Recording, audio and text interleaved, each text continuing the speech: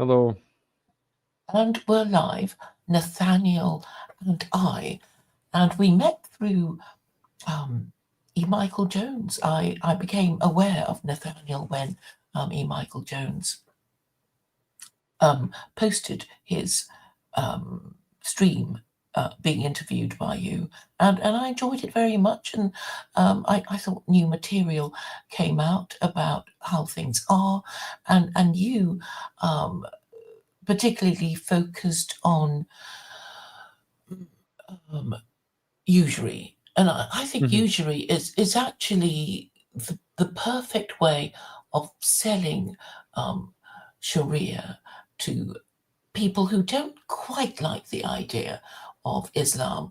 Um, I'm well aware of this general feeling throughout the West, but my work in recent years has been the idea of promoting Islam as not Islam, no, that's wrong. Sharia. It's basically Quranic principles of governance without requiring belief um, in God, which means that what I'm promoting is basically obeying the laws without being Muslim and being able to interpret and apply the laws without being Muslim. And I think this is possible in a Western country once people understand the system.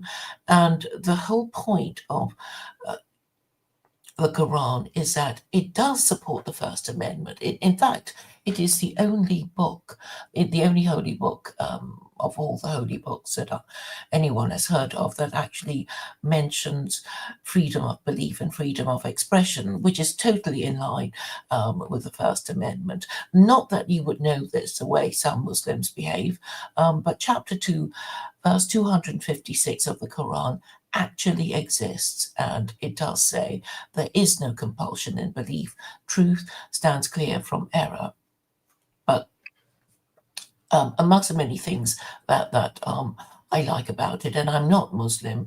I'm sorry about the confusing avatar, but I have to somehow do my unique selling point thing and to show people that I'm not Muslim, but I think people are capable of seeing the advantages of social conservatism without having to change your religion.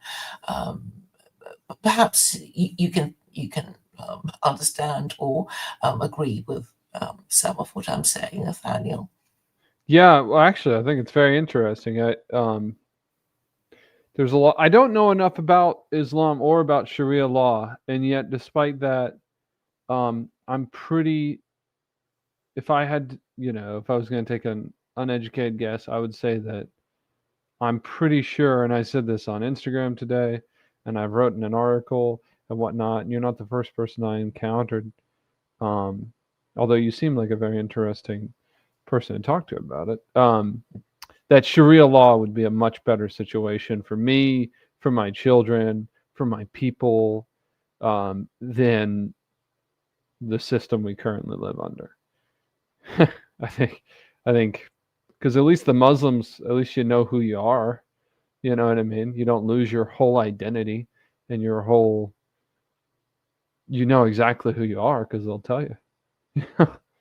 Well, It's like, yes, the M word or the I word is helpful. I mean, I think people, um, I think since school would want to know which gang to join, and religious yeah, groups are really the most powerful um, and ancient groups in the world, and I think it's not that hard to choose the best group for our ourselves and our religion. And I suppose if you're in any tribe, the idea of perpetuating yourself through rearing the next generation through responsible parenting it is obvious. I mean, it's easy enough to yeah, produce children, but that's only the beginning of the job, isn't it? It's a parenting and education and all that, and protecting your children and making them a little bit your own by spending time with them. And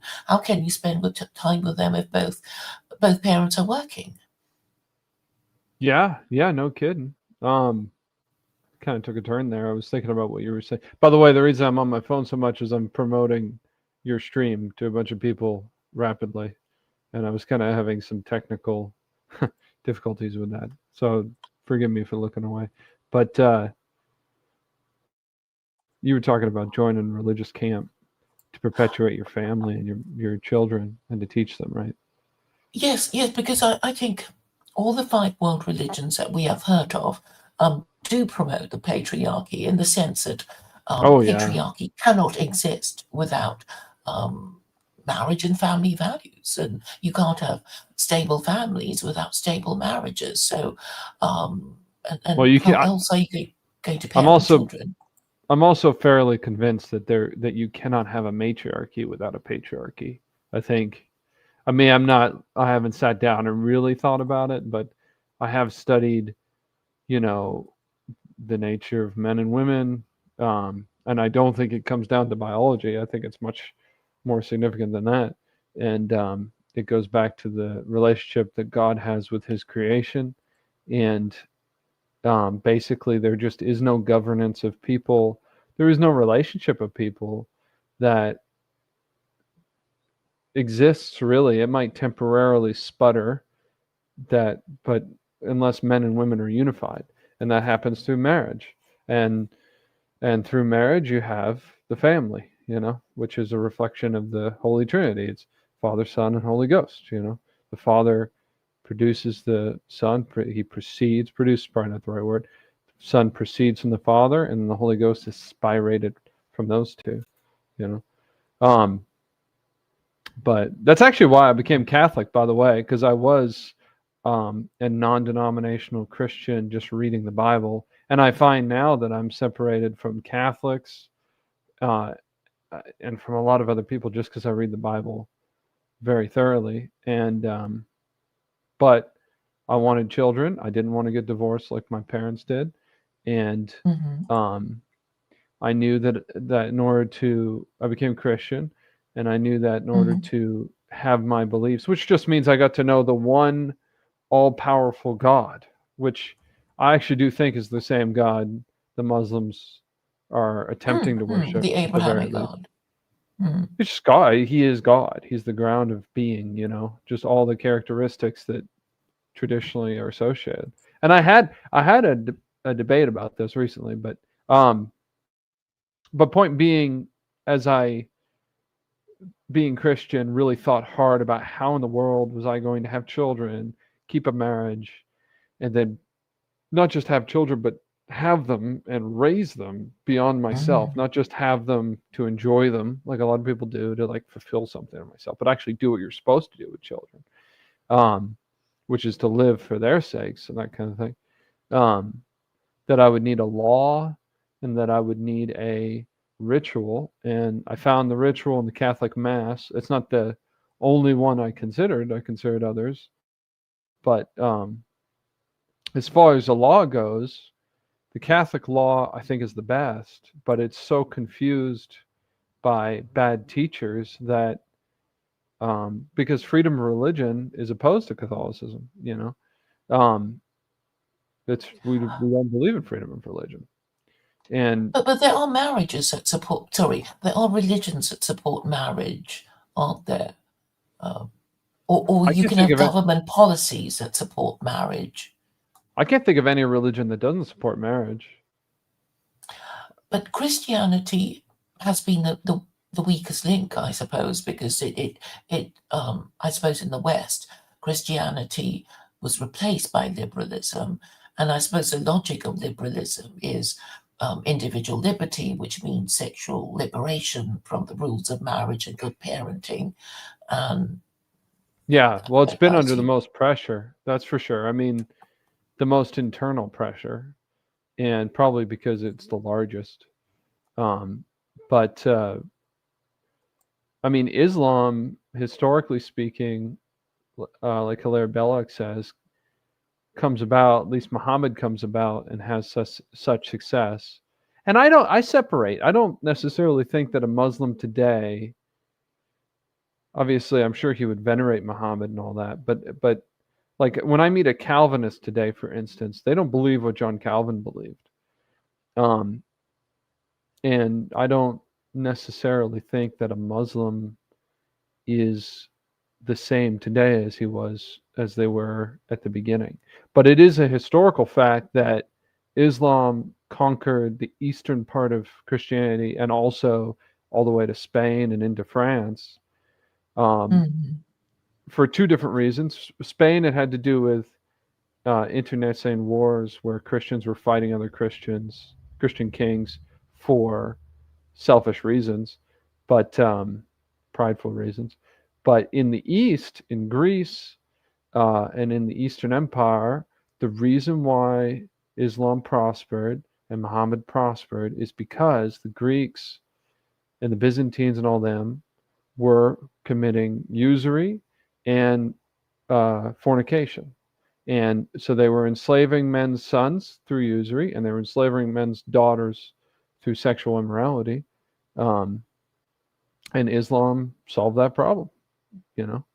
And it's just a very simple religion.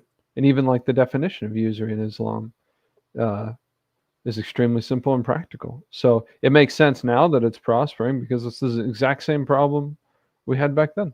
And I prefer Islam, like I said, in a lot of ways to liberalism for sure, Yes, and probably to a Islam. lot of Christianity.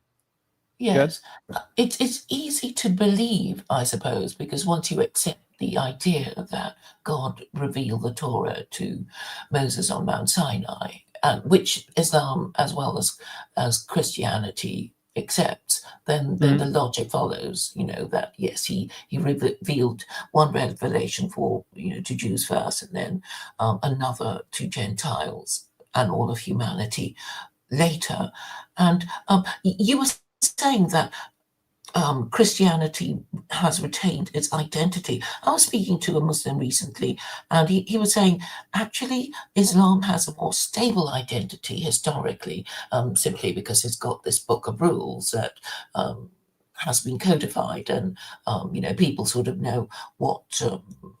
Islam stands for, 5 pillars of Islam, and all the do's and don'ts of Allah in the Quran. While I don't. um, I don't know it that well at all. In fact, I'd love to hear more about it. well, I suppose people need to read it, and everybody has a very busy life, and and possibly most people don't read scripture for fun, and I think that's a problem. When I first read it, I thought it was quite a reasonable book, to my great surprise, and You mean the Quran? yes, yes. Well, So I I read actually the have Penguin. attempted to. I have attempted to read the Quran a few times, and I've always had Uh, trouble with it for whatever reason. well, I I just think couldn't. that the most legalistic chapters are right at the beginning. So the longest, Oh, really? yeah, right at the. But if you want to do it short chapters, then you have to start at the end, and then you work towards the beginning where all the do's and don'ts are. Which, That's interesting. That's a little bit yes, different than my normal approach. You know, like yes, I read yes. the Bible, Genesis to Apocalypse. I haven't. That's always been my approach to the Bible. Uh, yes, it's more. I mean, it's more the Bible. Sorry, the Torah is more a storybook, I guess, and It's a history the book. Quran is more a book of rules Okay. with a few Yeah, I mean, I stories believe it. put in here and there. Yeah, I mean, it was written in. I mean, I would compare it to the prophets if I was just talking stylistically. Like reading Isaiah is was a similar experience. Not to promote it. I mean, I do think that I'm a Catholic, so I believe that Islam is a heresy. Like I don't believe it's true theologically, but I mean, big deal. I mean, pretty much everything is. I mean, there are plenty of Christians that are much further away from what I believe theologically than Muslims are. You know, um, Yes, could you remind me of the reason why you moved from your Protestantism to Catholicism?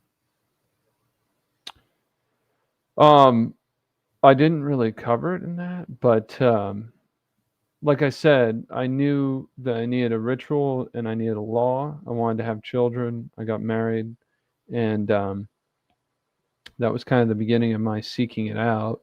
Um, from there, it was a social and uh, religious experience. series of experiences that caused me to convert. You know, I had somebody in every group except Islam trying. Not that I didn't know Muslims, I just wasn't in touch with them at that time. Um, hmm I had somebody who was really committed to following the Old Testament, hmm which the only term I know to use is Judaizer, but I know that's an offensive term. So I think they call themselves the people or something like that. But basically, Christians that follow the Old Testament try to keep it. Um, I had somebody that, and I was very, that seemed right. I mean, I was reading the Bible. I was like, that's the law, It's just not. Yes, I speak to Catholics and they go, ha ha ha, we never really followed the New Testament. And kind of, we made things up as we went along. But The I Old suppose, Testament?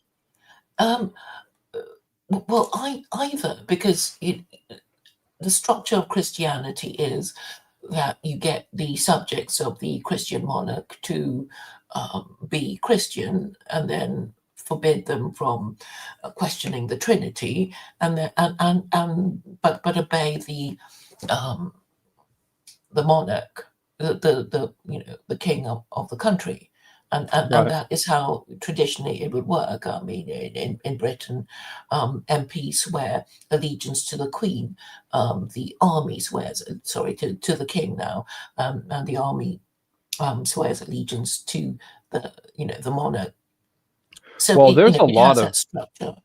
there's a lot of historical. I mean, if we're going to shift all the way to the west of Rome, there's a lot of historical significance to England and them breaking away from the Catholic Church and what happened philosophically, hmm theologically first, then philosophically, all into the backdrop of a very, you know, very significant and violent political and economic mm. change, like those 200 Yes, I years mean, between 1500 and 1700 in England is where America comes from. That's what caused America to exist. And now America's, the great Satan. Well, it's because of England. That's why, you know. yes, the Anglo-American Empire still exists in the sense that it has the partnership of Britain. But Oh, the bastard child of England. That's what America is. I mean, it's a I, fact. I, I'm an I thought it, Irishman. I'm American citizen, of the empire, a loyal citizen. I want the emperor to convert, just like Saint Sebastian did. Paul was a Roman, but he was a Jew, and I'm an Irishman and an American.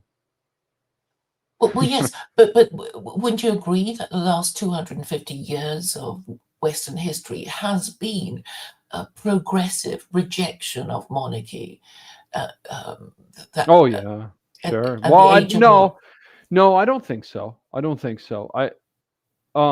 Yeah. So I would not call it a progressive rejection of monarchy. I would call it a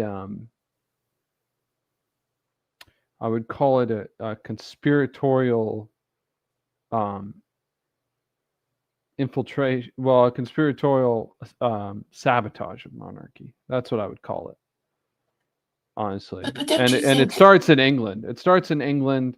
The nation of shop clerks. You know, and it's all about usury and basically like the Napoleonic Wars had a big thing to do with it. The Freemasons between England and France, Napoleon, but he was still, I mean, he was an emperor and believed in monarchy to that extent and a Muslim. And, but really, come World War One, World War Two, is when basically because of um, I don't want to say Jewish influence, but definitely a cultic influence within these groups is what destroyed monarchy, you know. Like we have like Blessed Henry um, of Austria, who is the last Holy Roman Emperor. You know what I mean? And Mhm. that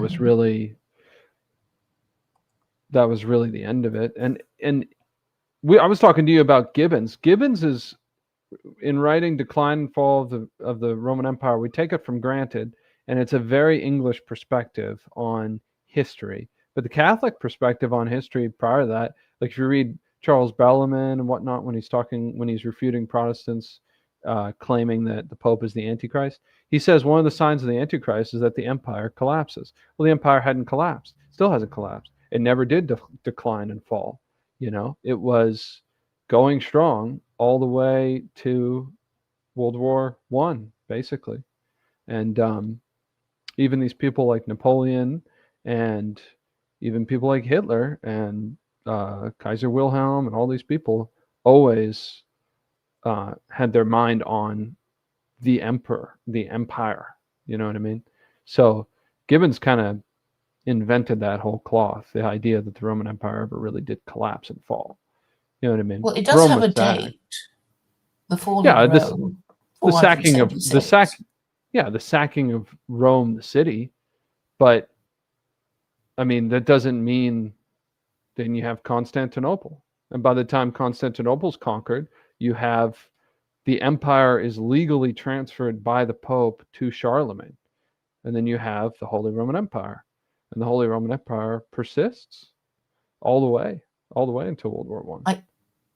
I thought Napoleon broke up the Holy Roman Empire.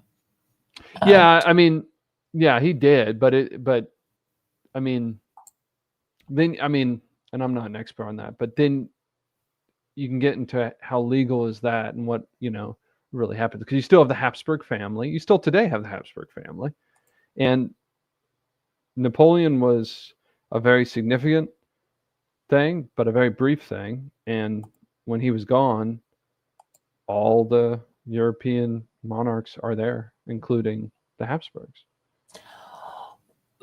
well, Voltaire said that the Holy Roman Empire was neither Holy Roman nor an empire, Well, he said a presumably lot of because stupid things from my understanding of Voltaire. I think he Good. meant that it wasn't really, properly an empire in that, they would have an elector, which would elect, an emperor, which is sort of not really, um, in conformity with the idea of being an empire if you have to, elected emperors. But in any case, it's over and out. But in the sense that monarchy has been rejected, I would say the rejection was virtually complete in 1918, which Now is a we're very cutting out. year for monarchies in Europe because the Austrian and German emperor abdicated because the war went so badly for them, and the entire Roman royal family were exterminated by the Red Guards in 1918. So I think there was a problem for monarchy, and I would say Christianity has not particularly protected it. The British monarchy is still there, but then I would say that the British monarch has even fewer rights than his own subjects because he can't really say anything political, which would go against his First Amendment rights. And he couldn't possibly stay the British monarch if he decided to change his religion because then he'd be out of a job. So I would say that the British monarch enjoys fewer rights than the American citizen. Well, yeah, sure. I mean, I don't really believe in rights in the way that they're taught, to be honest with you. But I really don't like the Constitution or the Bill of Rights. But But um, if you want a monarch, is this what you want? But isn't that a bit un-American to want a monarch? oh yeah, I mean, sure, it's un-American, but we need a monarch. I don't Do you? think I don't think you'd be. Yeah, I mean, it's against the American tradition of stupidity and poor management of everything we've ever done. Our best presidents were the most monarchical presidents, even by, I mean, I don't particularly like George Washington. I don't particularly like FDR. I don't particularly like Truman or any of these people. I do like Andrew Jackson, but basically the men that seemed the most monarchical were the most successful, even today, the most recognized presidents. And Abraham Lincoln, he established the empire, killed 250,000 Americans, and he established the empire. So, um, You can be a republic and an empire. I mean, going back to Rome, because it was actually under that the republic that yeah, that established a system of meritocracy that got all those generals acquiring all that territory. yeah, that's what I was going to say. Under the thing about empire is it's not really a political system. It's an economic system, or even that. It's more like it's just. I mean, the way empire was described to me is that it's a in school was it's a unity of nations under leadership that uh, drains the resources towards the center of the empire, and that's basically what marks it. And I think maybe that was a little bit more of a materialistic teaching of it, but yeah, it's not. That's what I was going to say earlier when you were talking about the Holy Roman Empire not being an empire. It's like, well, America is definitely an empire, but we don't have an emperor, and we elect a president. He doesn't really have any power, um, not as much as people think he does, anyways. More than the King of England, though. Well, I don't know. I don't actually know that, but so I think the word empire and the word monarchy are often conflated, and they're very different. Empire is much more complex, and just larger scale. I mean, if you had a couple of towns in Louisiana that, without doing anything, everyone liked one particular guy, and his family was just a solid family, and they always took care of everybody. And then anytime anything really important happened, everyone looked to that guy. Um, well, I mean, it doesn't take much. It's basically how a mafia works. It doesn't take much before that guy is de facto a king, with the same sort of powers that a king had, even if the political system isn't exactly, you know, um, supportive of it. It's something that a monarchy is so natural and so divine and so in the human system that we have an allergy against the word in America of king, but I mean it's more organic and it's closer to the people than people really understand. Like, it's very easy to have a king, very easy. And I think people understand that too, because it's like you look at the Bible, and for instance, you have like King Herod. Well, King Herod, I remember thinking, well, what about the emperor in Rome? How is King Herod a king? What does that even mean? You know? Well, he Well, was a terrible king, wasn't he? I mean, he was a puppet of the Romans, and the Jews were infamous for having terrible kings, and until they were oh, he was a taken bad, over bad by the king. Romans. Yeah, but he was a Um, king. He was a yes, king.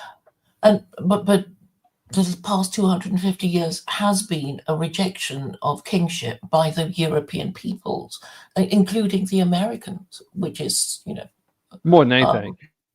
um, What I was gonna say is it's not like a natural rejection. I think it was an intentional destruction of it, and then a marketing campaign for 100 years of convincing people that it's just an evil, dangerous thing to have a king. And I think the reason is because we have oligarchies and rulership by the rich, and they're basically afraid of what a king would do, because a king's the only person that can protect the poor from the rich. You know what I mean? He's the guy that can say all are forgiven, for instance. It's a king. And we do have the Pope as a king. In fact, you may have. when I just Sorry, want to say one thing. When yeah. Pope Francis died, I remember I was reading, because some people told me I needed to talk on it, and it was just very interesting that first liberal article I came that was just describing the process of papal election. God rest his soul. Is it said that the papacy is the last absolute monarchy in the world, which is interesting. And I realized, yeah, it's a monarchy, and that's an elected king. Well, the papal conclave rules suggest that it was an election of, well, equals, right? All those cardinals being locked in.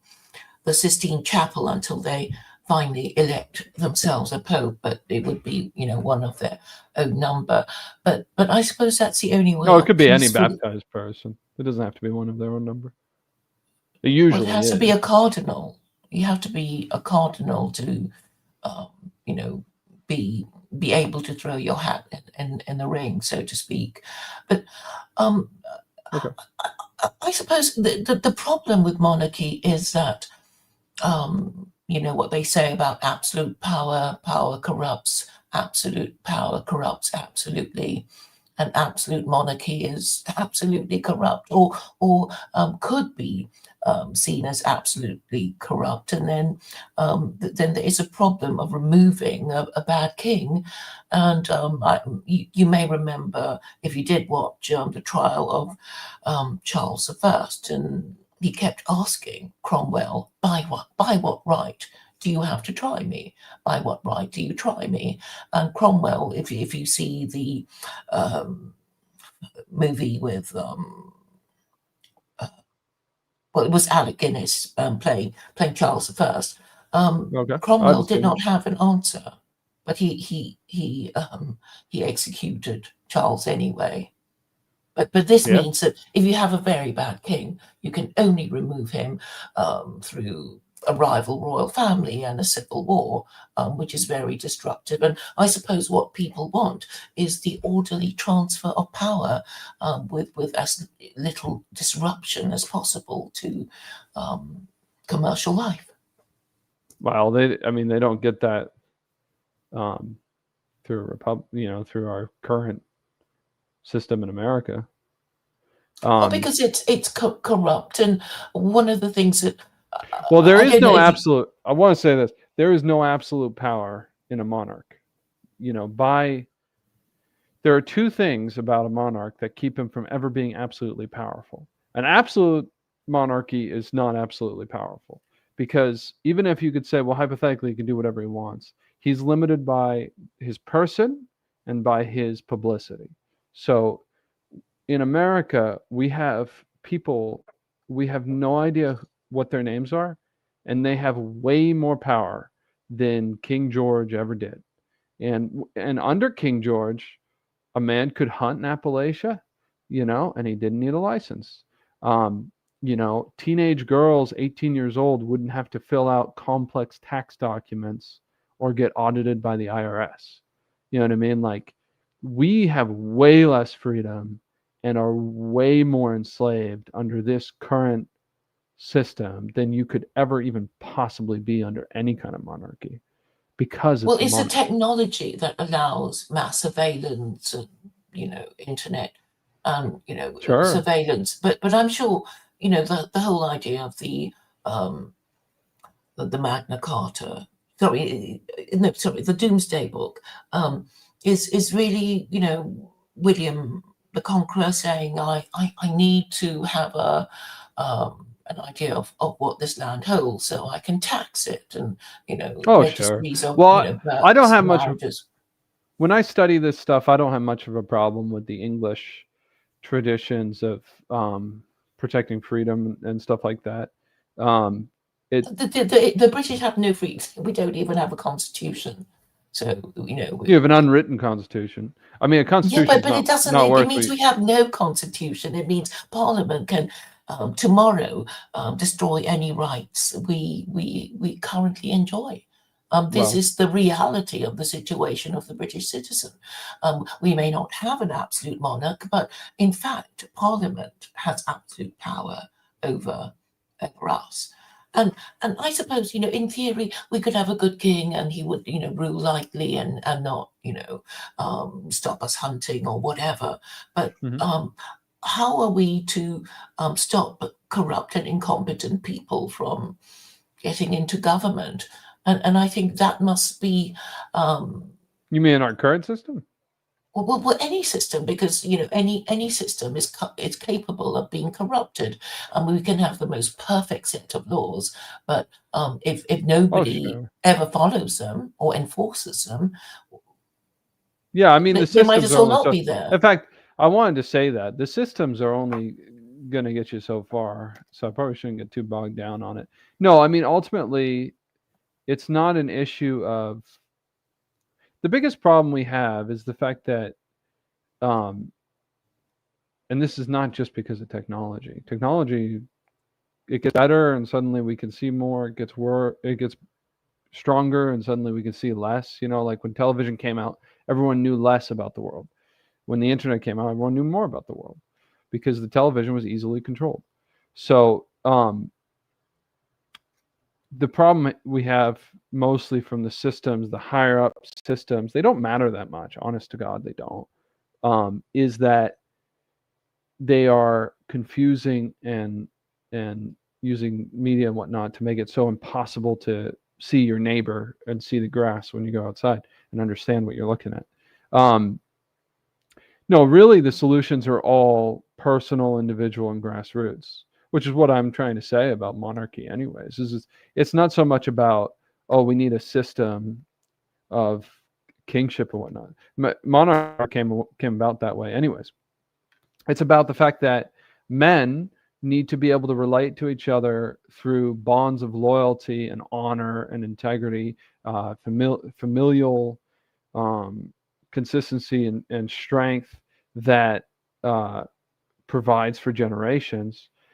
And that can happen even under this current system. The biggest problem is Americans are way too independent, and fathers think that they shouldn't help their own sons, and that they should just send their 18-year-old daughters out into the world to get molested in big cities colleges. That's the problem. Mhm. You know, that's the Mhm. real problem. And I think that that's caused by usury. And I think that Not feminism. feminism, I think, is caused by usury. I think without usury, it wouldn't be basically one of the things usury does, and you can, if you look up to the effects of capitalism, something like that, you just look at like Adam Smith. So Adam Smith says, if I make an efficient factory, I can produce 10,000 pins a day, way more than a silversmith or so, you know, a steelsmith would produce or whatever, a craftsman would produce. Well, who needs 10,000 pins a day? That's the problem. And so you have this production that produces way more than is needed at the expense of turning people into machines. And then it just produces garbage because no one needs these things. And so then you need it's just way too much of it. And then Overproduction exactly. and the And tendency of profit to decline over time. because of usury. Yeah, because they're always trying to keep Well, up. You can't build a factory without debt, without a loan. This well, system of the efficiency. price of labour also has something to do with the profit margins of commercial enterprises. So Right. Well, the exactly. the Well, birth rate will have a bearing on you know the efficiency of labour. yeah. Well, even the idea that labor is a commodity, even that idea would not be possible without a usurious capitalist system.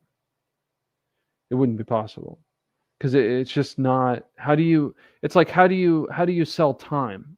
You know, your minute and my minute can't be compared. Your hour and my hour can't be compared. You know, it's evening time right now. It's just naturally different from my 8 a.m. to 9 a.m.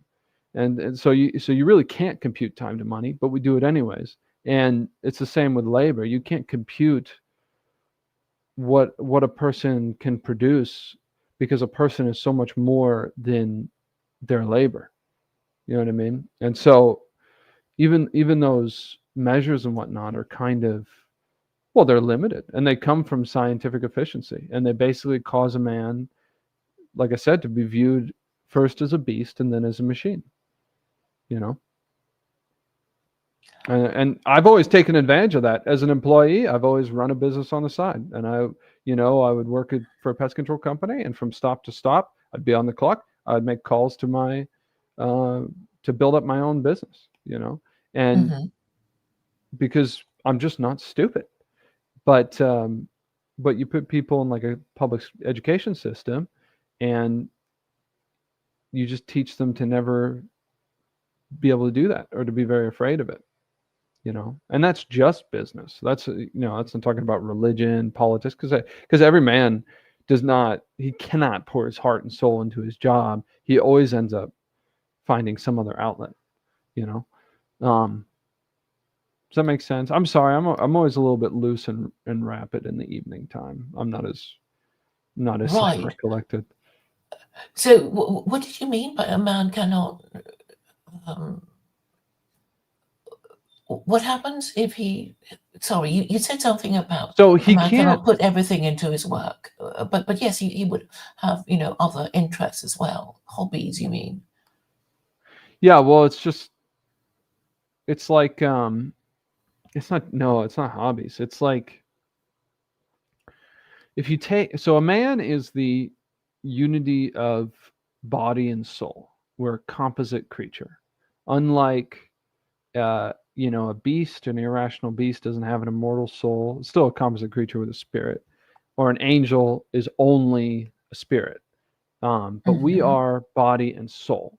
So labor, and you can't separate those two. You can't get, obviously you can't get labor out of a dead body. Um, but the things that you do with your hands to produce things are important, but they're only one part of what you can valuably produce to the world. So like, if I'm if I'm working on something, there's just this value in it that's much higher. And you could see a little piece of this, because like, if for instance I'm building a gate on my own property, or I'm spraying bugs on my own property or whatever, I'm just doing it differently because my children live here, my wife lives here, and that thing is going to last. And the next time I come to work on something, I see that gate that I built, and I'm relying on it, and I'm building on top of it. And that's still only one part of it. There's the whole soul, all the way from the bottom to the top, to where you're praying and communing with God directly while you labor, you know. And then there's also community. There's hospitality, there's the relationship you have with the people you're working with. And all of those things are totally washed and totally destroyed in the capitalistic system, where it's just an hourly rate and you produce 10 nets a day or whatever you're making. And there's no consideration for who you were near or what time of day it was, because they can't track that, you know. So, which is part of the reason I think I can easily defeat the entire world banking system just by being a man that prays to God. What about political activism in proposing the banning of usury? I think at some level, some political activism is required rather than just a desire to ban usury. I mean, isn't it the fact that you have Yeah. a religion that enables um, cooperation Oh to yeah. do stuff? Yeah, as far as I know, usury was there was a jubilee declared in El Salvador, the Savior, because of a cooperation between Muslims and Catholics in the 90s. My best Muslim friend comes from El Salvador, and I told him about this. I want to know more about it, but the Pope was involved, and so yes, no, definitely. And the thing is about political activism, well, it's what I was just saying. If you're a unified body and soul operating in the world and not being picked apart by basically usurers that want to break apart your life so they can profit off of each part of it through time plans, um, then you're doing political activism while you're working. Like right now, I'm producing content. I'm meeting a new Muslim. I'm improving an agnostic, pardon me, but a completely new person who's got completely new ideas. I'm doing a bad job Mhm. listening to her. And I'm working, I'm recreating, I'm praying, I'm Hmm. doing a lot of things all at once, and I'm doing political activism. You know, um, Yes. and that's So in how a way, where most movements happened. I think. I mean, France is kind of weird about it, but basically, men working together and talking to each other is how things get done. you know? Yes, one of the things I didn't manage to clear up was my definition of matriarchy, Please, um, yeah. which is okay. So I will listen patriarchy better. is a society that prioritizes the preferences of married parents. Well, that's my definition. Maybe some people might Of want to patriarchy? argue. Yes, patriarchy is a society. People think it's a person, but actually it's a society that prioritizes the preferences of married parents, in Sure. contradistinction to a matriarchy which prioritizes the preferences of unmarried parents and non-parents. That's interesting. I'm sure it's a fair definition. I have been mystically spending a lot of time thinking about, because it's like I think I said to you earlier about patrimony and matrimony, because one of the things that they trick Catholics into, conservative Catholics into believing a lot of like dangerous errors, is they tell them, well, you have to be patriotic, you have to love America, you have to love the Ten Commandments. Don't ask what is America, it's an idea. You know what I mean? And the thing Hmm. is about patriotism is it's got that same word in it of patri, which you get patriarchy, you get patrimony, you know, which is your father's land, it's your inheritance. And so, you know, a lot of people never stop to think, well, I don't even have an inheritance in this country. How could I possibly love inheritance, which is what patriotism would be? Um, and so, but then you compare that to matrimony, the office of motherhood, and providing for children and nurturing children, and it's really interesting. Like I think you're right that there is, like I was saying, it's like a patriarchy would have mothers and fathers united, but Hmm. matriarchy isn't really the right word because it's not really about the matrons. It's more about The the unmarried mothers. the sterile women. That's what it's about. It's about the women who cannot have children for one Yes. reason or another. That's who it's about. Yes, it would be unmarried parents and non-parents. They would get priority, and that is obviously a problem. Oh yeah, I have a theory that, well, first of all, you won't have a country for very, you won't have people, but I have a theory that I think society is made by women, and I think that community is made by men, and I think basically women get together and they socialize and they take care of a lot of things that way, but men are the Hmm. ones who take care of your actual physical needs first. So like like for instance, if To we have a protect problem. and provide. Yeah, exactly. Yeah, I'm just Mm. trying to illustrate it. Like Mm. like say me and my wife. If I come to my wife and I'm angry or something like that, or sad or whatever, she wants to know what I'm thinking and what's going on, what's in my mind. If she comes to me and she's angry or sad, my first thought is, "Have you eaten recently? Have you lost some sleep? Do you need to take a nap? Do you need to eat?" And failing all that, it's like, who did this to you and how can I punish them? you know so Mhm. anyways, I don't know. Mm. I gotta stop So we, talking. we need You a tell me kind your of thoughts. I'm gonna shut up as best I can. I'm thinking a gender balanced society would be a society where most households contain um, a married couple so that they do not become too extreme, too feminine, too masculine, and of course, if they live apart, they're going to regard each other as the enemy. Certainly, in voting, in elections. And I know full well that Ann Coulter said that if women in America gave up voting, there would never be another Democratic administration again. And this was a sacrifice, some women, well, that women should consider um, making. And I thought that was, well, quite true, but she hasn't been saying much about that recently. But going back to the founding fathers, George Washington did say not to have political parties. He did warn Americans that it will be the end of you if you have political parties, because then the nation would be riven by unnecessary divisions, which will be exploited by unscrupulous men who will climb to power because of these unnecessary divisions.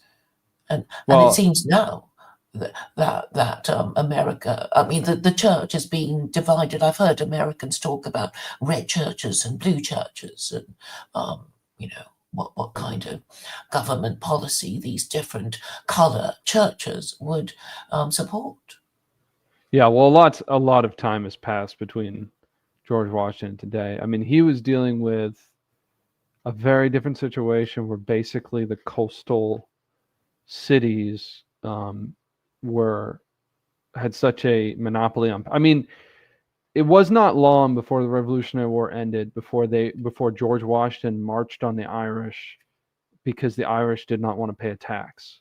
So it's like the exact reason that George Washington wanted to fight a war on George was why he crushed the Irish who wanted to resist him.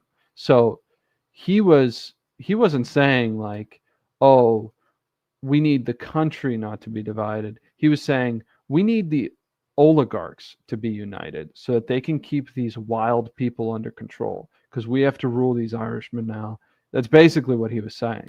By the time you get, and he was wrong. I mean, it was just there was no way to keep these people united. I mean, the difference between Virginian statesmen and a Bostoner, there's just going to be violence, and there's a lot of violence. I mean, especially basically as soon as the surrounding enemies are taken care of, next thing you know, Americans are killing themselves. And it's not like they didn't do that before then, but then they started doing it wholesale. Are you Um, talking about the Whiskey Rebellion? Just for so yeah, non. so I talked about George Washington, talked about the Risky Rebellion, and then you get up to Andrew Jackson because Andrew Jackson was the first president that came from a rural area that was like he was not part of these coastal elites. He was not part of these citymen or these, you know what I mean? So that's really what George Washington was afraid of. And then and he was probably our best president. I mean, he destroyed Bank of the United States. He's a good president. He's the only president ever paid off the debt. Now, I don't know if he's a good man or not, but he's fascinating to me. Um, and and then 30 years later, you go to war with Mexico, conquer their land because why not? We're better than them.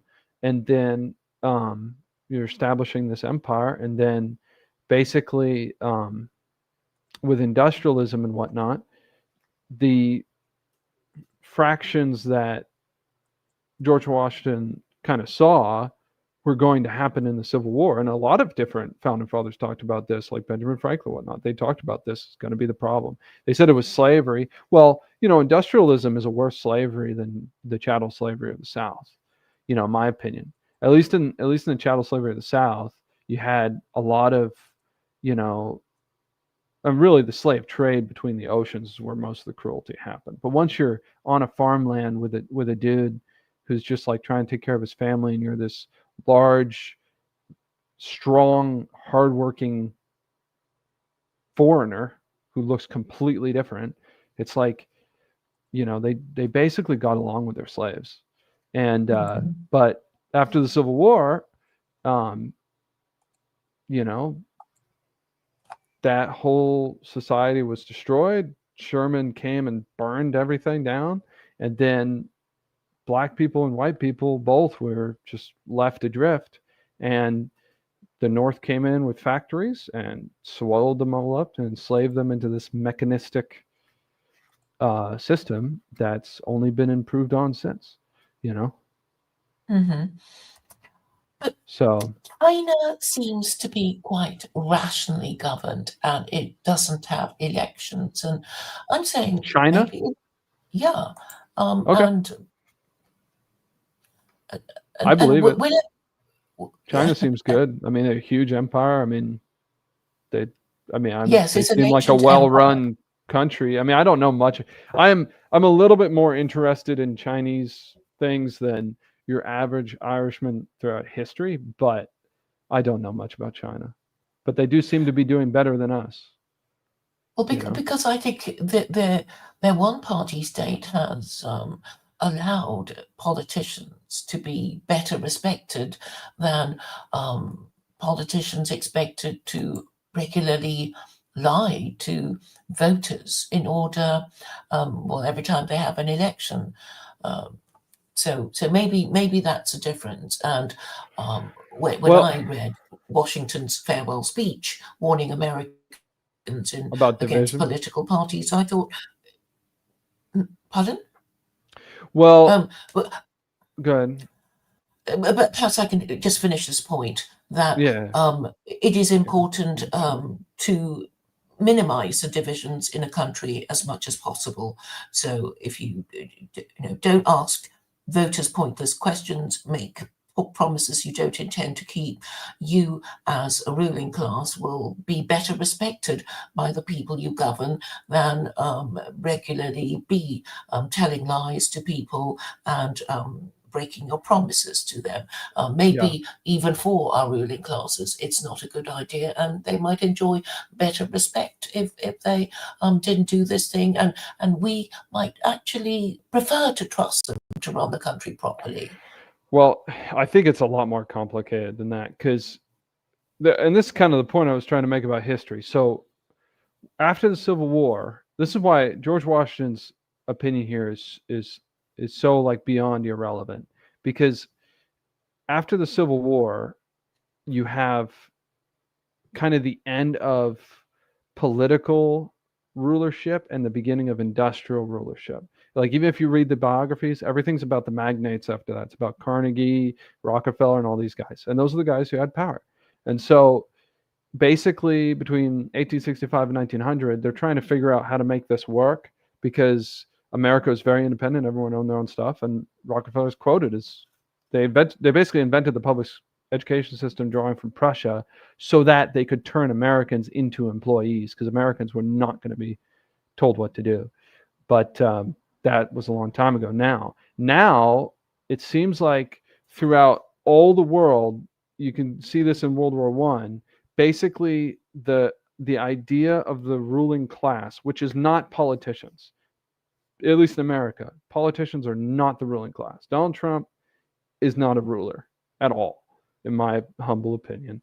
Um, our ruling class is unknown and hidden, and that's why they have much more power than a king would because of publicity. Nobody knows who they are, and they're basically probably bureaucrats or related to bureaucrats. But um, what they do is they create the division on purpose so that they can rule by distracting everybody with this division. And that's Mhm. so now it's like that is the tool that's used because otherwise everyone would look around and be like, why in the world does it work this way? And just naturally they would slowly fix things around them, and all these systems that make everything keep going would break and be replaced in one generation. Um, so it's you have to just pummel everyone's brains with and minds with confusion in order to rule. And the political division is just one small aspect of it. Democrats and Republicans are doing the exact same thing. It's just a pinball game of, okay, we really don't like the fact that we can't even afford, we're going to only give to our children debt. So we start voting Republican. Okay, well, we don't like the fact that now we're at war with Muslims, killing all of them and exporting abortion and sodomy. Okay, so now we vote liberal. Oh, okay, but now the liberals are getting a little too weird and everyone's gay in the country again. And so now we're voting Republican. And they just keep pinballing us down towards destruction. Yeah, And I don't even think that the people doing that, I mean, it's demonic. I don't think that they really have like a long-term plan. I no, mean, they're there are making some up the rules as they philosophers. go along. Yeah, there are some philosophers that kind of talk about like replacing, mass, trying to kill a lot of people, having less people, replacing, your average person with like a robot. They have pictures of what their paradise would be, which is just hellish. But even those guys, like the Bill Gates and the academics and whatnot, they just, and even like the guy who bought X that everyone likes is a weirdo. You know what I'm talking about? Just a weird South Oh, you African mean guy. Elon Musk? Yeah, weirdo. What a weird name, Musk. So those guys are just paid people that kind of explain it as it happens, but and they have a lot of time to think. But what in between their drugs and their fornications, which is why they think so strangely. But the actual people who make things happen are behind all of that, you know, and hidden, and nobody knows. And if anyone knew who they were, uh, I mean, they just would. I call them usurers because that's what I think it is. But um, nobody would like them. That's kind of how I feel about Jews too. By the way, I don't think that. I think that the people that we see and we say these are Jews, and some people start hating them. I don't think they're actually responsible for very much. If that makes sense. Does that make sense? Yes, yeah, I mean, there is the expression, right? Deep state, meaning, Yeah. I guess, the three-letter agencies, ADL, Yeah. CIA, Who knows if FBI. it's even that? We'll never know. If we knew, we could go convert them. We could just go and be like, Mm. "Hey, have you really thought about what this is going to look like when Jesus Christ comes to see you?" You know, and that would solve the problem. It would. But But the concept of the power behind the throne, it is a very old one, I yeah, guess. but this So, is you know, extreme. This is much more extreme than that. It's kind of like you were saying, men will always want to work away from their home. Well, yeah, 15%, but it's 98% of men that work away from their home. So it's just, yeah, that the power behind the throne is a necessary thing that exists. You have to have hidden power, um, especially the power of God, which is primarily hidden. Um, it's visible too and hidden, you know.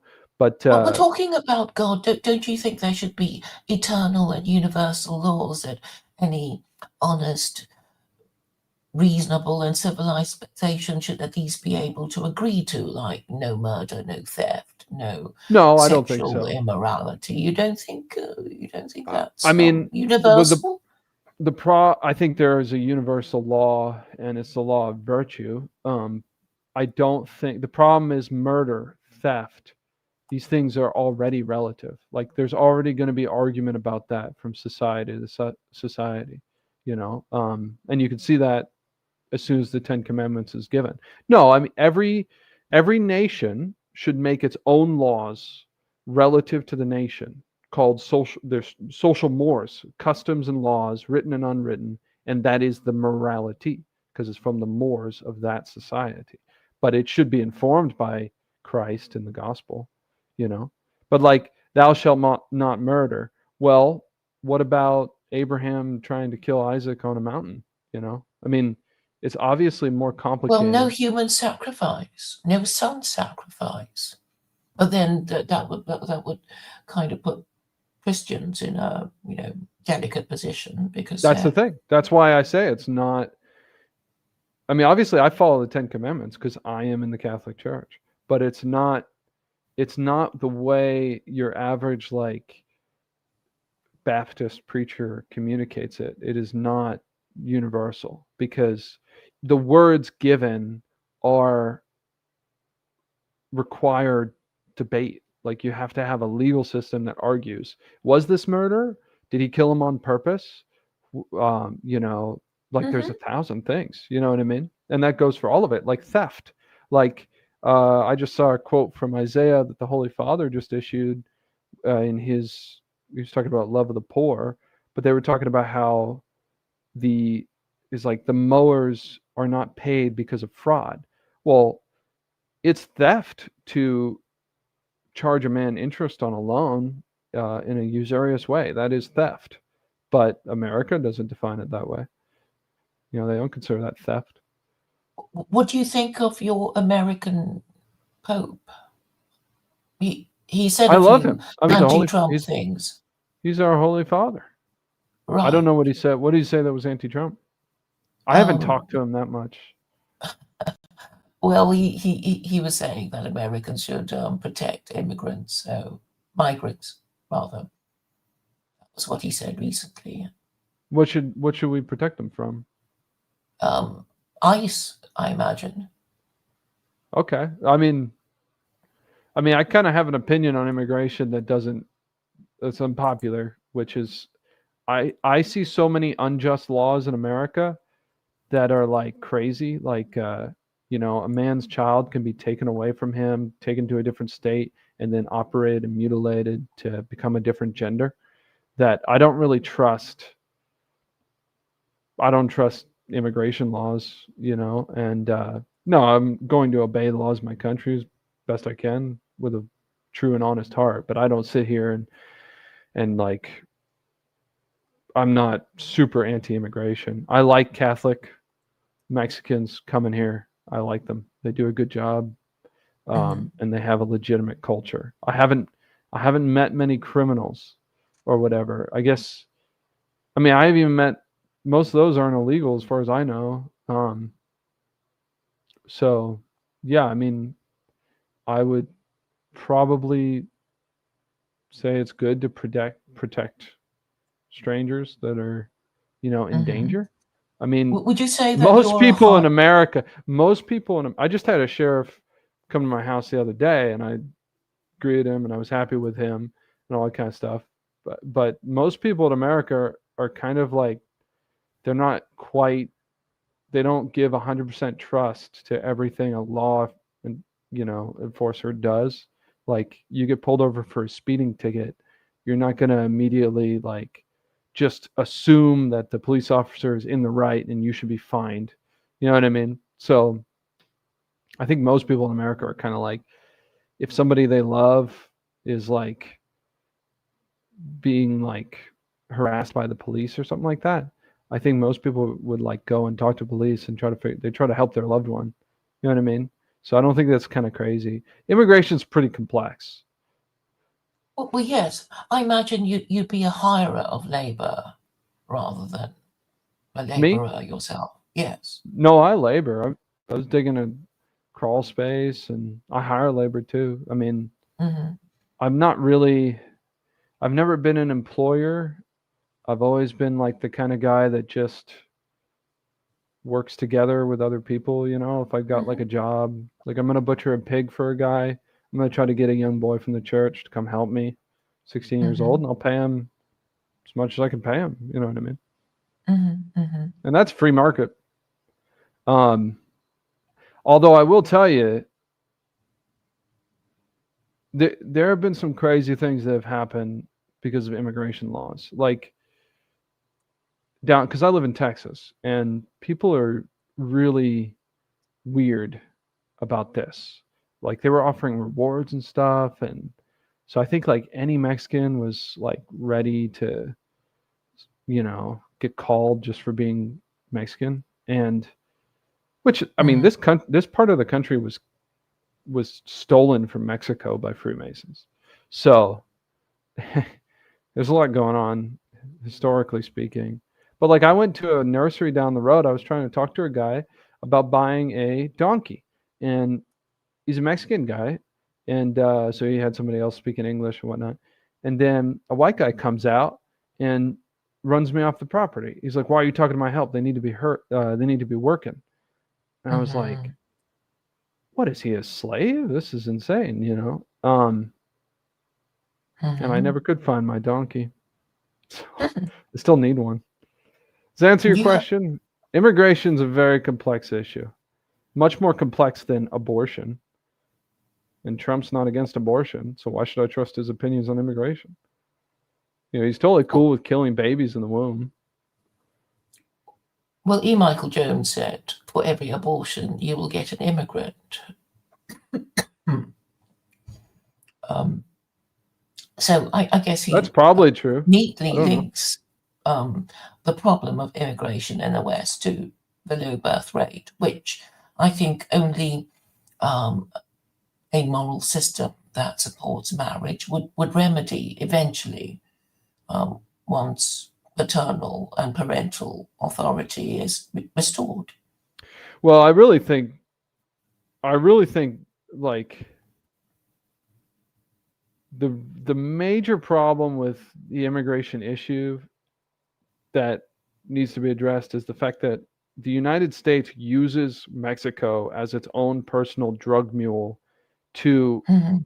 get young white men addicted to painkillers on purpose so that there's not a revolution, basically. And so, Mhm. you know, that should be Was addressed. And Mexico? that's largely because the United States has destroyed Mexico because of imperializing them for like 150 years at least. Mhm. So, Yes, Mexico is a U.S. vassal state, like so many other countries yeah, in so Europe. building a wall doesn't really solve that problem. I think that the poppy fields in Afghanistan that my brother was defending as a Marine is part of the problem. That's what I think, you know. So I Mhm. don't know if Trump's fixing that. He probably knows more about it than me. I mean, I trust him. He's my president. He's probably doing a good job. There's been some trouble down here, though. There was a lot of enmity and a lot of paranoia between Mexicans and Englishmen, for lack of a better word. Right, Boys, in an gringos. hour. I am talking too much. Gringos. Well, it's been Americans. very. Americans. Uh, Americans. don't they call you True, gringos? true red-blooded Americans. I have no idea what the Mexicans call me. They don't talk. They're afraid to talk. The Americans are very aggressive and they're very contemptuous. You know, Mhm. Mexicans do better out here. I mean, the problem is a Mexican, he'll start a business because he'll just get a truck and start mowing people's lawns and stuff. And Mhm. down here, it's like they don't even have to do a good job because they're just known as the better workers, which is stupid. But then, you know, like a white guy, he would get all these things figured out and spend thousands of dollars getting all this debt to have a really fancy truck and be like super trustworthy. And then he'd go and do a bad job because he's stressed out and mow the lawn too fast because he's got to pay the bills and stuff like that. And so, you know, the economics that happen, a lot of that's just cultural. Americans just don't know how to start their own business anymore.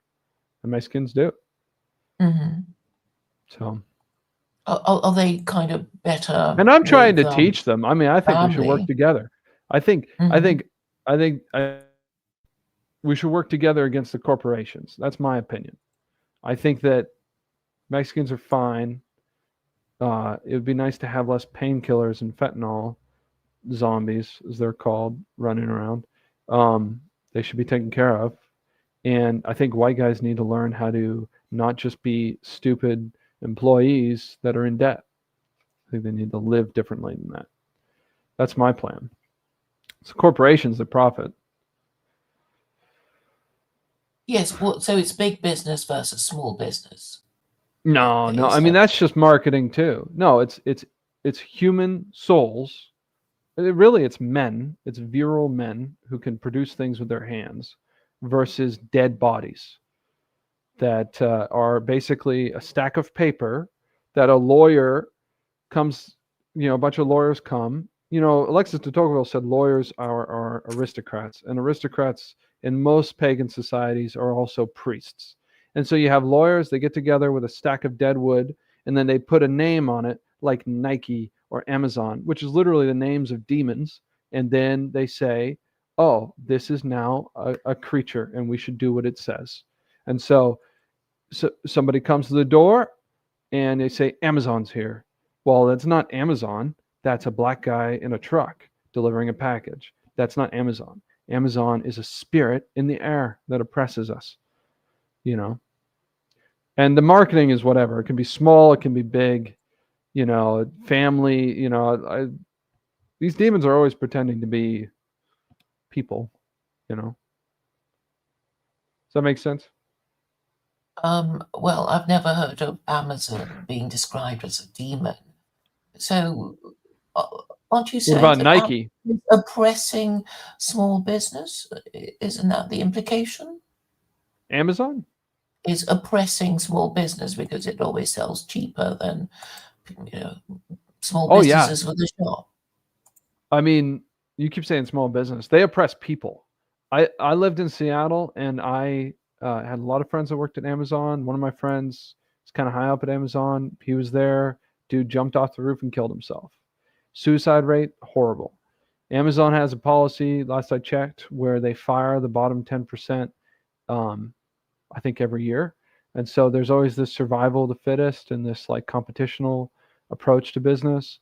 Even in their growing of their own business, they used a lot of debt. I mean, basically, they didn't make a profit, I think, until 2012, and it was like 50 cents because they would just always spend more money and get more debt and leverage. And then until he had this big thing built off of debt, which is the same approach the federal government takes. So I get it. And then he sells it off. But and then I've known so many people that partnered with Amazon as a small business, and then they literally like had their things stolen from by Amazon because that's their mentality. They just take it. Um, they just think that the weak and the small need to be destroyed. Um, there was a priest. I wrote a book, or he wrote a book, pardon me, and I edited it and I helped him sell it. And I said, I really don't like Amazon. And he put it on Amazon. He died, and his money, his grieving mother, the money they made off that book, they never got it. Never got it. Amazon got it. So, yeah, Amazon is oppressing people badly. I hate that Mm-hmm. company. I really do. Mm-hmm. Does that answer your question? Yes, yes, it does. I love the I mean, people who work at Amazon. mm-hmm, It's a shame that they are enslaved to that demon. I would like to get them free. That's how I would like. Because I like books. Amazon's a book mm-hmm. company. Yes, I think that there's always this idea that big, supermarkets selling books or chain stores will make independent booksellers go out of business, and then it'll be easy to censor books because the independent bookseller will no longer exist to stock these books that few people want to read. I Yeah, think you don't that's really always have a worry. you don't really have to worry about In the censoring olden books. days, well, Yeah, before the maybe in the internet. old days, people just don't read books. I mean, you can't. Working too hard to pay the bills to read books. Even if you did, it probably wouldn't change. There's too many books to sift through. You know what I mean? It's hard to find out unless God directs you, and He often does. It's hard to figure out which book to read. I mean, there's been Well, the so many most million. important one would be scripture, I suppose, if I don't one know. A is lot of really. people, a lot of people hurt themselves with scripture all day long. I mean, you can use scripture to justify just about anything. I don't think. I mean, yeah, if you come to it with a genuine love of God and an understanding, truthfully with grace, it's the best book you could read. But it's not. Scripture wasn't designed for individuals to figure out how to lead their lives. That's not the purpose of it. So, Isn't um, it? But I thought you said that was how you came to Catholicism. oh yeah, that's how I did. Yeah, God used it. I mean, one time he spoke to Balaam with an ass, you know, he took the dead wood of a cross and he made it fruitful. And for me, he gave me the true religion through scripture. I don't think that's the way you should find the true religion, but if it's your only way, you could take it. You know, it's my opinion. Most people use scripture to pridefully come up with their own system. The devil Well, used scripture and all that kind of stuff. yes, I was People know going that. to say that. So I guess it doesn't say the Bible, so the devil quotes the Quran, but it does say the Bible, that the devil quotes the Bible. But perhaps it is to do with the Quran's legalistic nature. It's harder to misinterpret it than, say, the New Testament, which is quite vague, I suppose. Oh, well, it's been vague ever since King James, but it was much more precise before King James. Um, I I only have my experience with the Quran, and then I have told me. Um, in Well, I Catholic suppose tradition, I would just urge. I'd I like to know a know lot of what people. Sharia law. I'd like to know what Sharia law is, and I probably should There's have so asked you many that. different interpretations, and people who don't like Muslims will quote the worst examples they can think of. But I'm saying Sure. the only way to find out how much you hate the Quran is to read it yourself and actually say, I hate this verse because I found it. as an ex-Islamophobe, that it was surprisingly reasonable, and the bad bits come from the Hadith, which is certainly not from God. It's basically the commentaries on the Quran accumulated over the centuries, and there's Sure. more than one school of Sharia, and Well, I but don't think I probably should try to read it again. I mean, I'll which just tell you. translation did you read? Oh, I've got no clue. No clue at all. Somebody gave it to Me. me. I think I was walking into a library or something like that. Hmm. Pardon me. But Yeah. I don't think. I guess generally speaking, I don't think that. I think I gain a lot just by talking to people of the religion. But yeah, I mean, maybe I should read it. I can tell you. So I can tell you that the Catholic tradition of Muhammad and the Quran is that it's probably make me enemies, but I want to work together with Muslims. Like I said, I agree with a lot of that moral approach, and it's way preferable what we live in. But I think it should be founded on honesty. Um, is that Muhammad was practicing witchcraft and communing with the devil? That was, and that there was a like an ex monk that came and guided him and some of that stuff like that.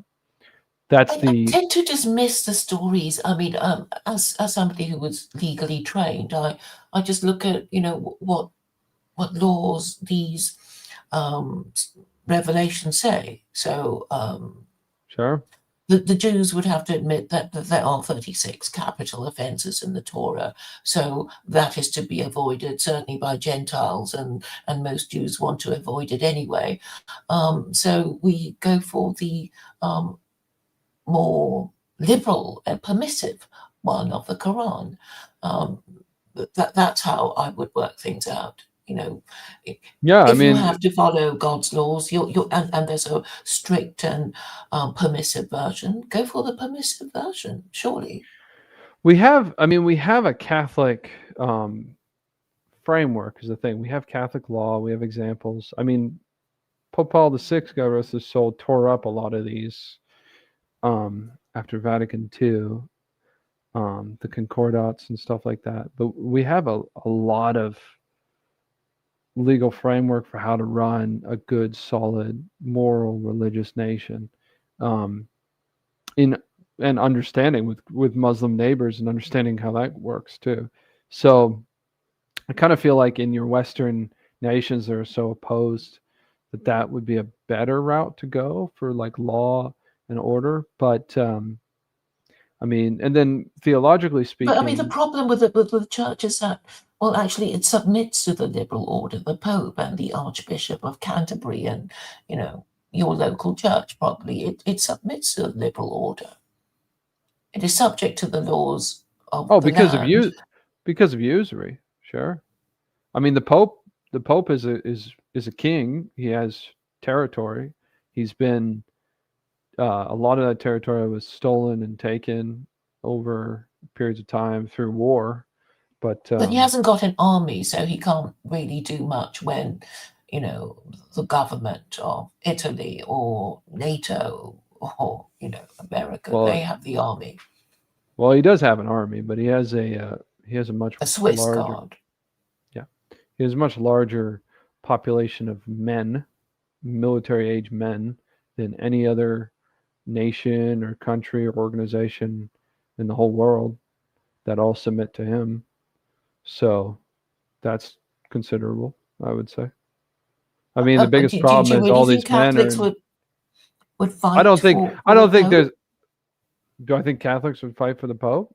Was that what you were saying? Because Well, I mean, it would certainly depend on exactly what's happening, but I'm sure there's a lot of Catholics that would fight for the Pope if things well, I mean, had to go I that way. speak to Catholics, quite often, and I think for many of them, in fact, this Australian Catholic was saying to me that you can be Catholic and a Marxist, you can be Catholic and an atheist, and I found that a little shocking. But then I think for most Western people, Christianity is a cultural affiliation. It's going to church at Christmas, singing hymns, but not actually, Well, you're in taking the England, right? Trinity seriously. Yes, yes, I'm, Well, it's and not like that here. Here in America, and I get the impression of a lot of other European nations. I think England is one of the most watered down religiously, from what I can tell, just from outside. yeah, I you have meet conversations.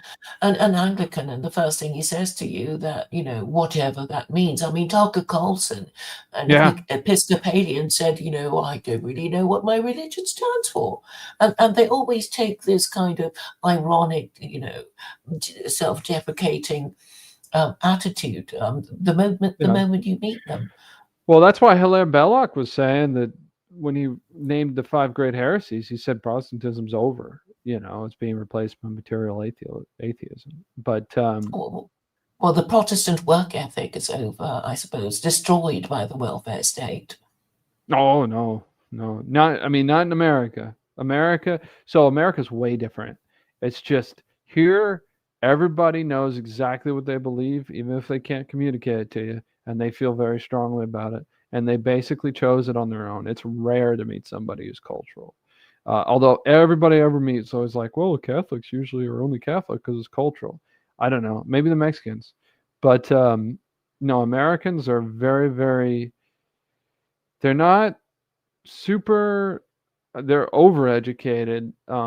They're just not great at communicating across cultural bounds because, like I said, the system promotes division, but the division comes about because people are so willing and able to communicate. And I think that it's a historical thing.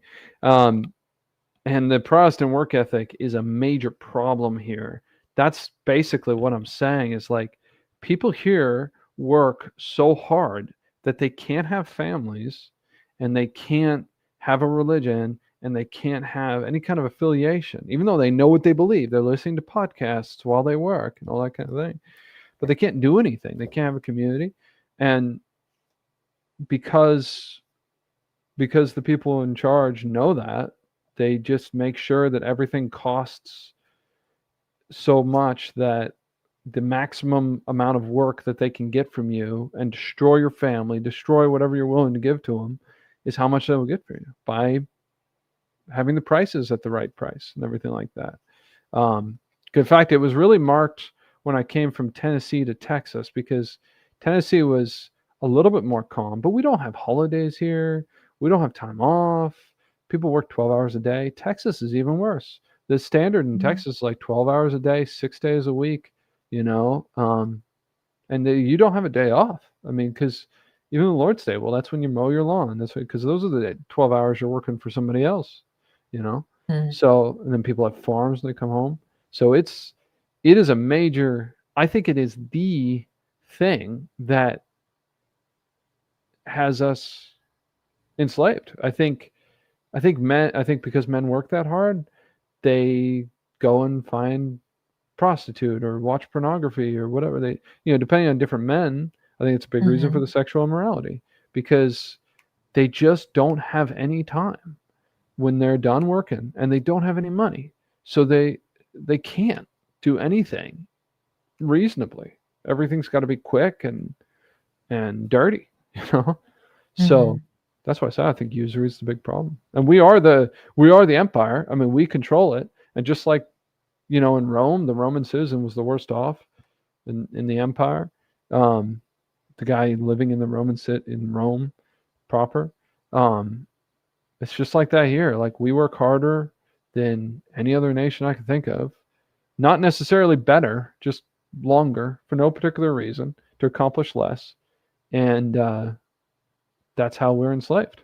I think if people had free time, you know, they would, they would just make certain logical uh, uh, conclusions. It's like, yeah, I mean, I thought everyone having sex was great when I was 20, But when I was 23 and getting married, I said, what if I have a daughter? And then when I was 24, I was like, I have a daughter. I can't have everybody having sex. That's insane. For Mm-hmm. 20 years, I don't want her to see a naked body. You know, like, Mm. and you have pornography, you have billboards everywhere. It's like, well, if people just had time to think, they wouldn't, you'd still have to work hard, but then you could probably, then people would understand what I'm talking about when I say Sharia law would be way preferable than the Ten Commandments, and pardon me, than the Bill of Rights, the Ten Amendments. Bill of Rights Yes. sucks. The freedom of speech only allows vulgarity. Basically, that's what it's for. Nobody needed a freedom nobody needed anything written down to be able to tell the truth, to speak well, to promote their fellow man, any of that. Mm-hmm. You didn't need freedom of speech for that. You didn't need freedom of religion to practice the true religion. You know, Mm-hmm. these freedoms are freedom of religion exists for Satanism and for Judaism. Really, that's what it exists for. I am Well, sorry that I am like this. God bless you for being so patient with me. I haven't listened to you enough at all. I should have learned what you had to say about Sharia law because I still don't know enough about Sharia law. I was just going to say that Sharia law, even as the Muslims understand it, says we accommodate non-Muslims. That's the whole point. If you read the Quran, Yeah, it will be saying, the people of the book, the idolaters, how are we going to deal with them? So that there's always a sense of we need to engage with them and somehow make peace with them, etc. So, yeah. Well, it seems pretty legit. You just tax us. That's yeah. better. We're taxed worse here. And I guess I would be saying that the founding fathers were proto-Muslim, because Jefferson actually had a copy of the Quran, so we That's a have to Freemason assume thing. that he read it. Yes, Freemasonry is basically the three Abrahamic religions in a fraternity, Yeah, well, they want to to do subvert them stuff. all. They want them to. They Hmm? wanted to subvert them all. The goal was to make people not believe anything distinct. You know, that was the goal. They would just Well, believed it the in goal general. was really to put aside the differences of Judaism, Christianity, and Islam, and um, I guess work together for, I guess, a better society or something like that. I mean, in the UK, Sodomy and abortion. That's what they wanted. I Especially think sodomy. they're supposed to be men of good character who believe in a creator, which would exclude Hindus and Buddhists, I suppose. So I think that there is some idea that it was meant to be a fraternity of Jews, Christians, and Muslims who did believe in a supreme creator. But I guess without masonry in America, the founding fathers would not have organized their revolution. Yeah. Yeah, they wouldn't have. And Mm. the French Revolution too. Yeah, I know. I think Freemasonry is terrible. I mean, Well, I know it's I kind of forbidden understand. in Catholicism. You get excommunicated, right, if you join your Masonic lodge, You're technically. supposed to. Yeah, Mm. yeah, you're supposed to. But I can Yeah, because imagine why the Pope might say, well, we don't want our Catholics, mixing freely with these Protestants. They might, go over to the other side. I mean, what they used to do is they would just openly debate and exchange letters and stuff like that instead of and talk about what they actually believed. You know, um, Which they weren't no, allowed I to don't think with that's what the. motivates I mean, the Freemasons. There's just a lot more like occultic demon worshiping stuff going on there. Like the G in the Mason symbol stands for the genitive principle. And the genitive principle is sodomy. If you commit sodomy, you can steal the life force of another man. That's what the G stands for. It's literally Semitic sodomitic vampirism. So there's some weird stuff going on in Freemasonry. That's a lot more than just Well, men sodomy drink. attracts a death penalty, to be fair, under Judaism. Oh yeah, yeah. exactly. So I think that's probably why the Masons uh, wanted to put aside their differences, because they really wanted the three Abrahamic religions to put aside their laws against sodomy. That's what they wanted. They were also the ones who first said, if we can get these men away from their wives and their children, they'll find out how much happier they are amongst other men. Well, Well, men do that's want to escape from their wives from time to time. I suppose wives would yeah, but tolerate they their were talking husbands about the going to the Masonic lodge than going to the local pub. well, it's much better to go to the pub, much better. But then And they might meet all kinds of unsuitable women that they might have affairs with. While the wife might think, oh, he's, just spending it an evening with the lads at the lodge. it'd probably be better to. Uh, I mean, me and my wife go to the bar together, so that's how we handle it. But I mean, That's nice. yeah. So it's like, yeah. If I think affairs and things like that. Well, like I was saying in that chat, most of that happens at work, and that's really what the Freemasons were doing, is getting men not out away from their wives just for like evenings and weekends for recreation or something like that. They were talking about restructuring society so that men spent the principal part of the day away from their wives and children. That's what they were talking about. And then they would also work on the children, and then you have public education, stuff like that. But ultimately, it's probably better to commit adultery with a woman than to commit sodomy with a man. You shouldn't do either of those, but and But it's so much. you think Masons have sex with each other? Is that No, I was I just think it. thinking. No, I think it. You kind of took it that way, but I think I think at the highest level of masonry, especially in its early days, it was more. It was more like exclusive, let's say, but now it's a little bit broader. But at the highest level of masonry, you have a pagan system that worships kind of a mystery cult that involves sodomy as a principle. You know, that's what I think. I don't think every Mason's commits sodomy or something like that. I'm just saying that's where it comes from. So then everything downwind of that is very suspect. And it stands. It's like the Bill of Rights, like I said, is pretty much a list of things that allows people who are not following a strict morality to be protected from the government enforcing a strict morality. That's what it does. Just like Freemasonry. Well, put aside your differences. Come to this building, and we can get a little drunk, and we'll talk about things, interesting things like the mystery of, the Egyptian gods and the great phallus and that kind of stuff. You know, that's basically what happens. Right. That make Well, any sense? I don't know about Masonic rituals because I guess, but I have known Masons, and um, Yeah, what I I have can to. Yeah, gather from the fun of it is learning lines and dressing up. And it's like I guess boys joining their gang and their secret society. yeah. Maybe. I think that's the like. Well, and it goes back to the guilds. It goes back to the cathedral builders, the literal guild of masons. But then you had the Rosicrucians coming in, and these other occultic groups coming in. Um, that's the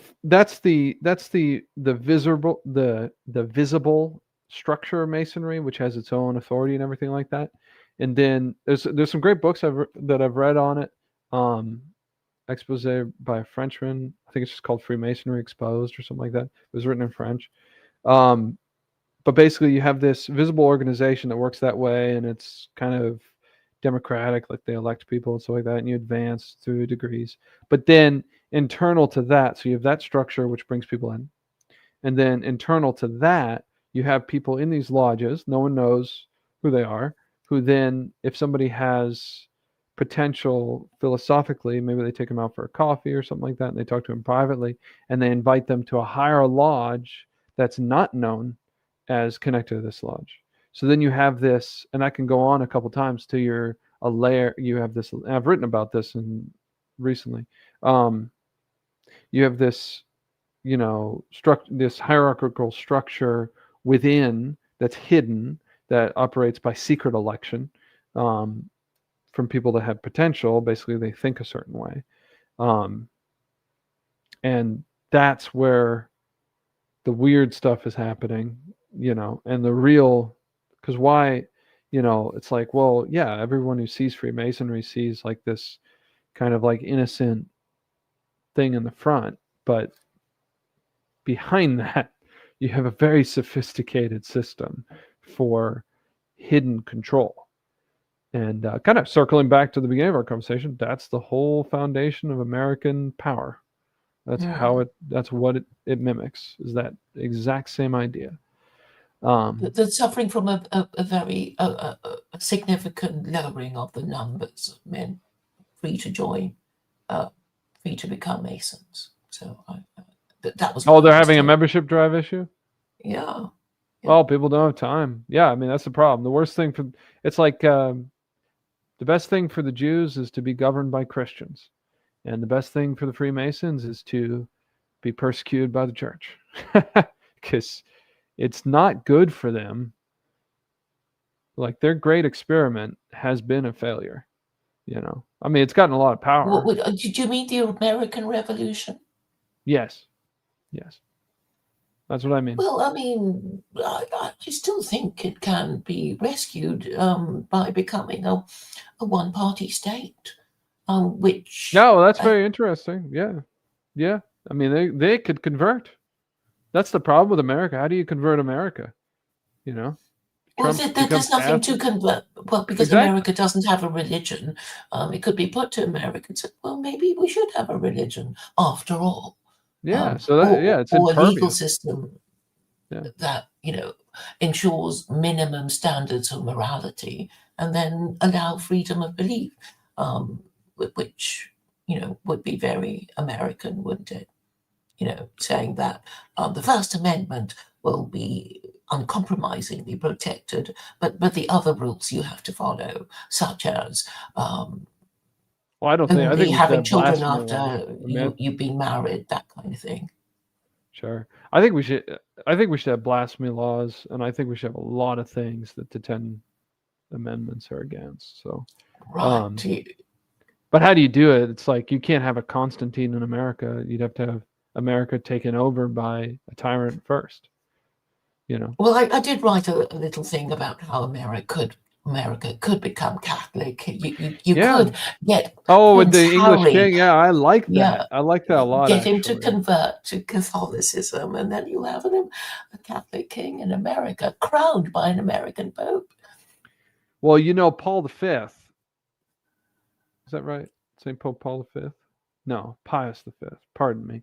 St. Pope Pius V to, told the subjects of Queen Elizabeth that they can rebel against Queen Elizabeth, that they're absolved of their oath. So that's the problem, is we aren't English citizens since that. And I think that was really the right time to revolt. I think 1776 was a little late. That's my opinion. But yeah, that's a really interesting idea. I mean, I'd take it. I think any king would be better than You these 4 years sure? celebrities that come and go while bureaucrats just like steal our children and mutilate their sexual parts. That's what I think. Well, I was just saying, if you have a set of rules that everybody knows what they are, so somebody can say, "Oh, hey, Congress, you can't make marriage gay because it says in the Bible, it says in the Quran." You know, you, at least you can hold them to order. Yeah. Say, it's against the rules. What you're doing is against the rules, and that's how you can uh, control Congress. Otherwise, they will make up the rules as they go along, as the Yeah. British Parliament does, to the detriment of the British people, who do not have any rights at all. Not really. Well, if we had a king, I mean, if like your English king should just tell Parliament not to do that. Like I Well, but wish then Trump had that there'll kind be of power. there'll be the English Civil War again, because I mean the English Civil War was about Yeah, um, well, well, people were saying, well, we need to be consulted, Parliament needs to be consulted before taxes are raised. And, Charles said, yeah. Well, I who don't know much cares? about England, but I mean, there's no doubt that the way the world is right now, there's pretty much everyone understands there's going to be a lot of violence when things break apart. So we're really trying to prepare for that. And yeah, I mean, it'd be good not to have a civil war, but Yeah, I yeah. mean, And I'm saying, if there's going to be a civil war, let's fight it on social media in an honest way, without yeah, yeah, the exactly. algorithm suppressing certain views. And it can be done social Yeah, media I agree with platform it. by social media platform, starting with X. I know you don't like X, but X allows the most free speech and the most anti-Semitism and the most Islamophobia. Oh yeah. So Well, more I than haven't any. actually. I downloaded it because you sent it to me, and I've taken a couple stabs at it. But right now they're asking me for a username, and I've tried all the ones I can think of. So that's the problem I'm having with them right now. Mhm. So, um, Yes. But I hope you'll join us, because it's sort of easy. There's a lot of on theology being X, discussed. Yes, a sure. lot of theology being discussed, Well, both Christian Discord and is a lot of fun for that too. I like Mhm, Discord a lot, because it's mhm. kind of like if you joined X to YouTube, like people come and they talk to each other and they voice chat and everything like that. But I hope to get into everywhere because I'm trying to build a media empire, and Mm. that's what I want to do to defeat usury. That's the plan. Well, you've got And I think it would Muslims help who, you. I yeah. think people would be way more positive about Islam if they did not have usury, or Well, if they the at only least thing you understood. can do to abolish usury, because there's so many vested interests involved, is to actually change your religion. I know Hitler tried to abolish usury. I've read Mein Kampf, and he was saying even the stock market is an international casino, and I want to ban that. But as soon as he came to power, he sort of realized that he needed to finance his imperial wars. So he only banned usury for the ordinary German people, and he had to um, practice his war finance, which is usually under a different name. Yeah, well, yeah, at that time war was very industrial. But yeah. Mm, Um yeah, well, I yeah. personally think the best solution is at a ground level, just supporting like any normal person that's just trying to provide for their family, you know what I mean? Which is why, like I said, I'll go and I'll talk to atheists. We're going to tell them go to their Hmm. channels. Um I mean, media is kind of like a vain extra thing, but no doubt it's necessary right now. I mean, people, it's like I was talking to the mailman today. Well, he works 6 days a week, 12 hours a day, delivering garbage that just goes straight into people's trash cans. So it's like most jobs being done right now are not accomplishing anything anyway. So talking about ideas is actually probably well worth the time as a job. I Mm, do it because I have ideas and God's hmm. gifted me in some certain ways. And also because I can do it evenings and all these hours that I might scrape together, you know? Hmm. So, like, I'm supporting you. And after this, please let me know what I should do to support you because I have not listened very well. But you do seem like you're doing a good job. And I'm glad I have an English contact again because I need to know more about England because England caused all of these problems. They're not currently the cause of them. They passed it on, but they were at the beginning of it. Well, it England. still has a monarchy, and I think that is really part of the problem. And I know America wants Britain to remain a monarchy, because it is through Britain that America controls places like Australia, Canada, and New Zealand, which are still officially British territories. Britain didn't lose all its colonies after World War II. The dominions, which are no longer called dominions, are still um, British, because Yeah. they're the same monarch. Yeah, well, I can look at you and I can say you don't seem ethnically English. I am Irish, so Mhm. my relationship to England is pretty straightforward. I think that Ireland I think that God gave the Irish to the English to teach them sense, because the Irish uh, did, go through and teach all of Europe, and they went to England first through St. Columba. Um, and I think the Irish have made some wrong steps, and that's why God has given them into the English as their slaves. And so I think that's why, like, I'm hoping to, like, overlook the temptation to anger and hatred at what's been done to my people over several hundred years, and then actually love the English, because they're very simple. They're like cows, and very simple, very straightforward, very productive. Just literally clerks, just great at keeping track of things. That's why they have so many slaves, because they keep track of their slaves. And then I think that they're the key to this, because the an English person is the only person, like, who I can just, like, pay $40 and they'll do a job, and they don't worry about politics or how they feel. They're just so straightforward. I love that about the English. So Did you have thank much you. contact with them? I'm mostly talking about my neighbors here in America. Oh, right, right. I Okay. refer to them as English, Hmm. Hmm. the same way the Amish do. They say there's the Amish and there's the English. And that's true. I The, mean, the German, aren't they? The Amish? Aren't they German?